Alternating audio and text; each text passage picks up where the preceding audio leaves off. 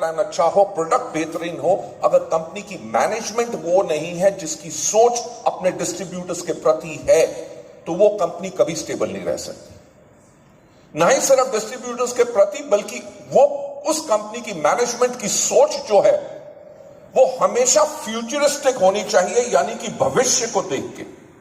और वेस्टीज एक वो कंपनी है जो हमेशा फ्यूचर के लिए काम करती है। मैं आप लोगों को एग्जांपल देना चाहूंगा कि जब 2011 का समय था, 2011 में जब हमें 7 साल कंप्लीट हुए थे, तब हमारी कंपनी का क्यूमुलेटिव एवरेज ग्रोथ रेट 135% था, यानी कि कंपनी हर साल 135% के एवरेज ग्रोथ कर रही थी। यानी कि मोस्ट सक्सेसफुल बिजनेस मॉडल अगर इतनी फिनोमिनल ग्रोथ हो रही है। 2011 में हमने सोचना शुरू किया 2020 के बारे में।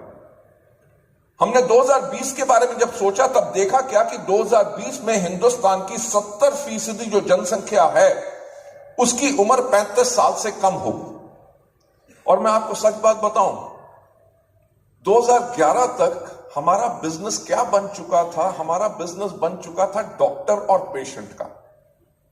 क्यों? क्योंकि हमारे प्रोडक्ट्स के इतने बेहतरीन रिजल्ट्स तब भी थे और आज भी हैं।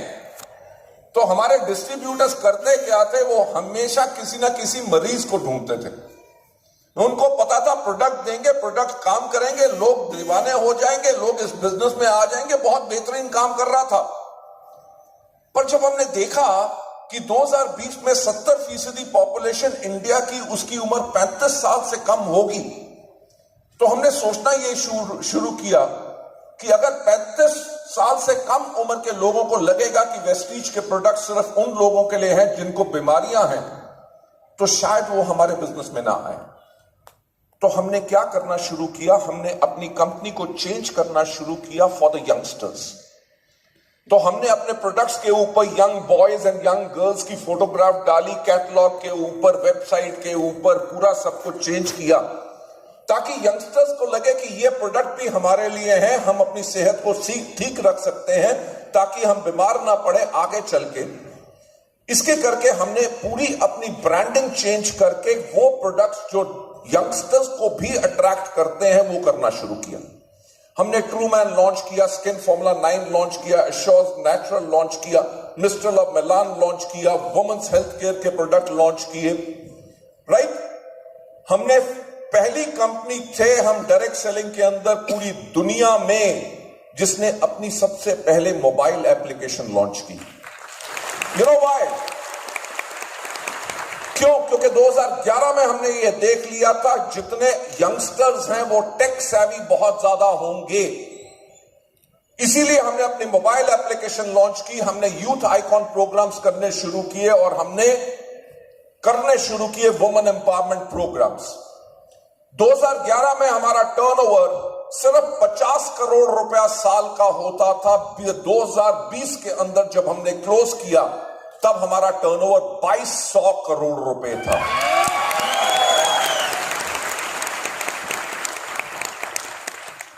लेडीज एंड जेंटलमैन, जर्नी बहुत अच्छी लगती है।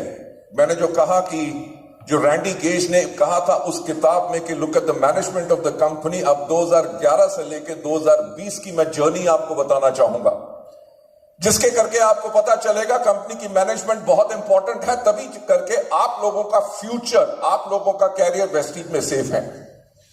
जब 2011 में हमने शुरुआत की अपने आप को बदलने के लिए, 2014 के अंदर आए हमारी नई गवर्नमेंट एनडीए की, और माननीय प्रधानमंत्री श्री नरेंद्र मोदी जी ने आके एक बहुत बेहतरीन की चीज की हमारे देश के लिए, वो था मेक इन इंडिया। हाँ या ना? हाँ या ना? पर मेक इन इंडिया से हुआ क्या कि जितनी बाहर से फॉरेन इंपोर्ट्स होती हैं वो बंद हो गई। हमारा जो एश्योर कैटेगरी था वो जापान की एक कंपनी मिलेट ग्रुप अपने थाईलैंड के प्लांट में उसको बनाती थी और हम उसको इंपोर्ट करते थे, और मेक इन इंडिया के करके वो सारी इंपोर्ट्स हो गई बंद। हुआ क्या कि बिजनेस जो ऐसे जा रहा था, जब इंपोर्ट बंद होगी, प्रोडक्ट अवेलेबल नहीं थे, वो नीचे आना शुरू हो गया। ठीक, तो क्या सोल्यूशन था? कि अब तो मेक इन इंडिया हो गया, अब तो हो नहीं सकता, ला नहीं सकते, एश्योर को बंद करो। क्यों? क्योंकि जापानी कंपनी जो जितनी क्वालिटी देती है, क्या हम दे सकेंगे कि नहीं? इंडिया में कैसे बनाएंगे? ये शायद अलग लोगों की सोच होती होगी, वेस्टीज की मैनेजमेंट की नहीं थी। हमने इमीडिएटली अपना इनोवेशन सेंटर सेटअप किया, प्रोडक्ट को री इंजीनियर किया और 4 महीने के अंदर अंदर एश्योर के प्रोडक्ट्स फिर लॉन्च कर दिए। राइट, सेल जो ऐसे जा रही थी, प्रोडक्ट अवेलेबल होने शुरू हुए, सेल फिर ग्रो होनी शुरू हुई। ये 2014 की बात है और 2016 में रात को 8 बजे हमारे माननीय प्रधानमंत्री जी आए और उन्होंने कहा, मित्रों कल सुबह से 500 और 1000 के। आपको हंसी आ रही? भाई साहब, मेरा सांस अटक गया था जब रात को 8 बजे वो पता चला। क्यों? क्योंकि उससे पिछले महीने हमने 72 करोड़ रुपए की सेल की थी 1 महीने के अंदर, 1 मिनट, और डीमोनेटाइजेशन के करके अगले महीने वो 47 करोड़ की आ गई, यानी कि 50% बिजनेस डाउन। 1 साल लगा 47 करोड़ से फिर से 72 करोड़ जाने में, यानी कि 2017 और 2018 में आ गया जीएसटी। राइट, जहां पे वैट आयुर्वेदिक प्रोडक्ट्स के ऊपर होता था 5%, जीएसटी में आ गया 12%। जहां 9% वैट होता था कॉस्मेटिक्स पे, वो सीधा चल गया 18%। वेस्टीज ने 13 साल तक अपने प्रोडक्ट का दाम नहीं बढ़ाया था। राइट, लोगों ने कहना शुरू कर दिया, दाम बढ़ा दिया, दाम बढ़ा दिया, दाम बढ़ा दिया, बिजनेस नीचे।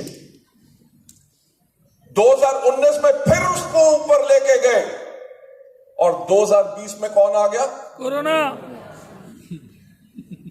मुझे याद है मार्च 23 लॉकडाउन, सारी दुनिया ने कहा 3 दिन के लिए है। क्यों? क्योंकि कोरोना तो चाइनीज है, हिंदुस्तान में चलेगा ही नहीं। यहां पे इतनी गर्मी पड़ती है कि मर जाएगा।